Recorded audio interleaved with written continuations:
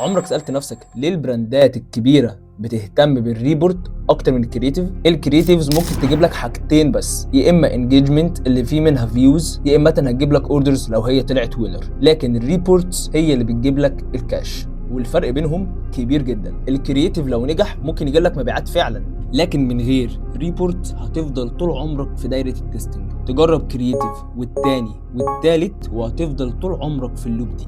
لكن لما يكون عندك ريبورت واضح هو بيقول لك كل حاجه، ليه الاعلان نجح، مين الجمهور اللي اشترى، المنتج اشتغل ليه، وايه سبب الفشل، ساعتها انت مش بتخمن، انت بتقرر النجاح. اكبر غلطه انك تعتبر النتائج الحلوه صدفه. عمرك سالت نفسك ليه لما قررت نفس الوينر كرييتيف ما جابش نفس النتيجه؟ لان تكرارك للكرييتيف مش ده السبب. البراندز الكبيره مش بتحلل سبب فشلها بس، هي بتحلل النجاح كمان. قول لي بقى، انت بتقيس نجاحك بالكرييتيفز ولا بالريبورت؟